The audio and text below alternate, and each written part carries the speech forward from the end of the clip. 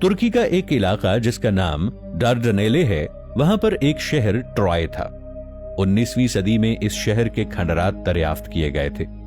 इन खंडरात में वो दीवार भी शामिल थी जिसे तोड़ने की बहुत कोशिश की गई थी। यूनान में स्पार्टा नाम का एक मकाम था और वहां पर एक रानी रहती थी जिसका नाम हेलन था। हेलन को दुनिया की सबसे खूबसूरत औरत कहा जाता था। जब ये जवान हुई तो उसकी शादी मेनेलॉस से करवा दी जाती है। वो स्पार्टा के बादशाह मेनेलॉस की बीवी थी, मगर हेलन ट्रॉय के शहजादे पेरिस को पसंद करती थी और उससे शादी करना चाहती थी, और उसके लिए शहजादा पेरिस आया और शहजादी को अपने साथ ट्रॉय ले गया।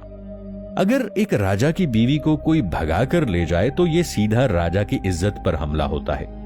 इसी वजह से यूनान का राजा मेनेलॉस आसपास की सभी सल्तनतों को जमा करता है। वो एक बहुत बड़ी फौज के साथ ट्रॉय शहर पर हमला कर देता है। इसी लड़ाई को ट्रोजन वॉर कहा जाता है। ट्रोजन शहर के आसपास एक दीवार बनी हुई थी। यह दीवार चूने और पत्थर से बनी हुई थी और इसी वजह से यह दीवार बहुत ज्यादा मजबूत भी थी। यह दीवार 4 से 5 मीटर तक मोटी और 8 से 10 मीटर तक लंबी थी। जब यूनान की फौज ने इस शहर पर हमला किया तो शहर के सभी लोग इस किले के अंदर चले जाते हैं। यूनान की फौज इस दीवार को तोड़ने की कोशिश करती है, लेकिन हैरानी की बात यह है कि यूनान की बहुत बड़ी तादाद में मौजूद फौज 10 साल तक इस दीवार को तोड़ती रही, मगर दीवार को तोड़ना बहुत दूर की बात थी।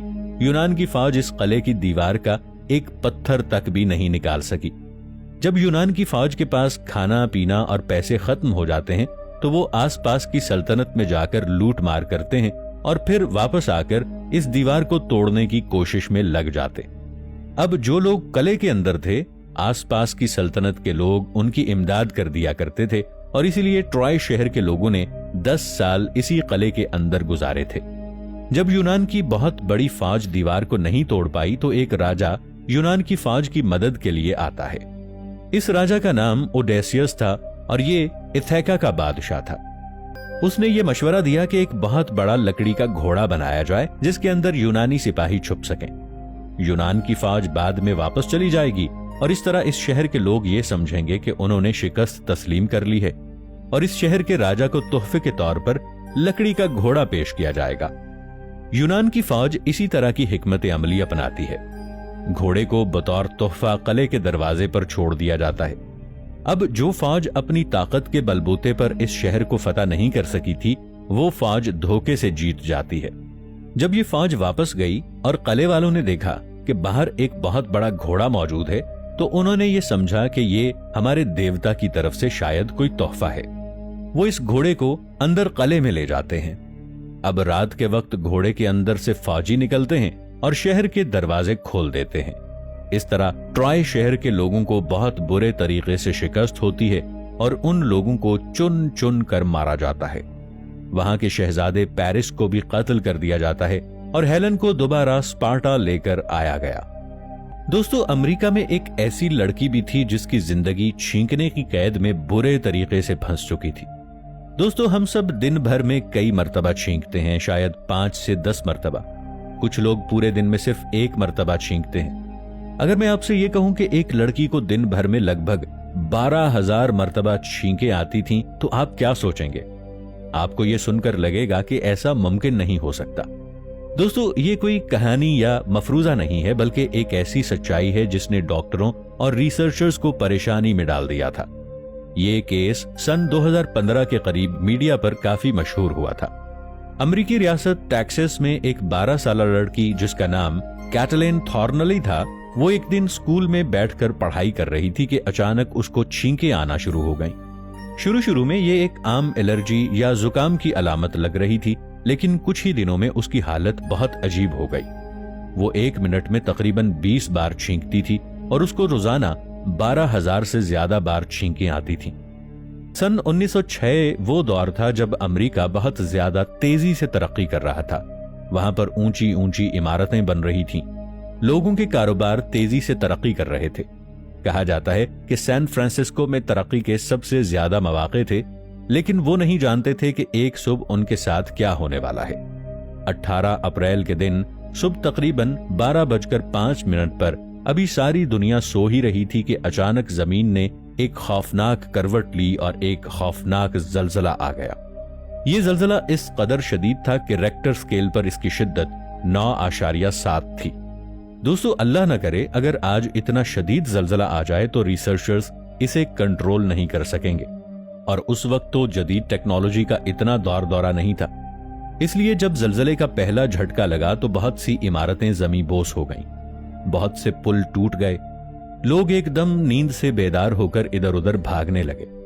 कुछ लोगों को बाहर निकलने का मौका तक नहीं मिला और हजारों की तादाद में लोग इमारतों के अंदर दब कर ही मर गए। सिर्फ ये कयामत यहीं पर नहीं रुकी, बल्कि आगे एक और कयामत इस शहर की मुंतजिर थी।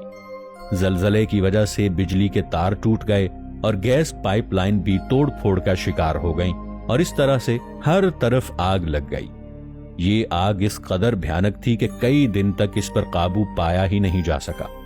लोग अभी जलजले के झटके से संभले नहीं थे कि ये सारा शहर आग की लपेट में आ गया। पानी के पाइप भी टूट चुके थे, इसलिए आग बुझाने के लिए पानी दरकार था, जो नहीं मिल रहा था। शहर में हर तरफ धुआं ही धुआं था।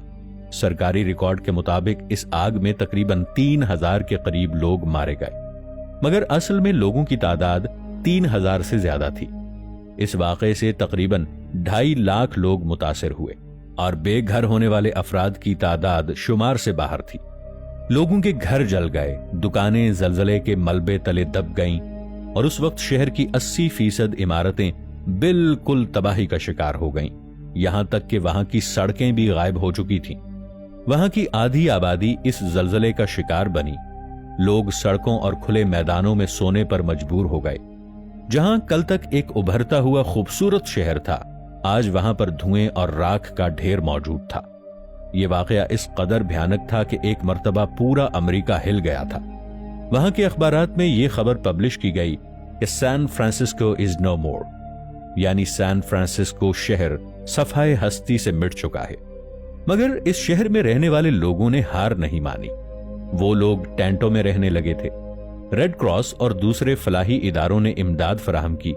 जलजले और आग के बाद फौज को बुलाया गया ताकि लूटमार को रोका जा सके। बाद में उन्होंने लकड़ी के छोटे छोटे घर बनाना शुरू किए। वहां की हुकूमत और शहरियों ने मिलकर इस शहर को दोबारा खड़ा किया। कुछ ही साल के बाद वहां के लोगों की मेहनत के बलबूते पर यह शहर दोबारा खड़ा हो गया और आसपास के मुमालिक ये देखकर काफी हैरान हुए।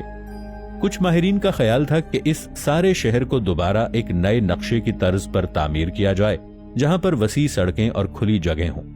लेकिन वक्त की कमी और लोगों के बेघर होने की वजह से ज्यादातर शहर पुराने नक्शे पर ही दोबारा बनाया गया। पुरानी लकड़ी की इमारतें जो आसानी से आग पकड़ लेती थीं, उनकी जगह ज्यादा मजबूत ईंट और कंक्रीट की इमारतें बनाई गईं। सैन एंड्रेस फॉल्ट के करीब मौजूद लोगों ने बताया कि जमीन ऐसे फटी जैसे कपड़ा फट रहा हो। कई जगह जमीन कई फुट ऊपर नीचे हो गई और खेतों में बड़ी लंबी दरारें बन गईं। अगरचे हालात बहुत बुरे थे, लेकिन लोग एक दूसरे की मदद कर रहे थे। बच्चे स्कूल बंद होने के बावजूद कैंपों में पढ़ाए जाते थे। लोगों ने मौसीकी और खेलों से अपना हौसला बुलंद रखने की कोशिश की।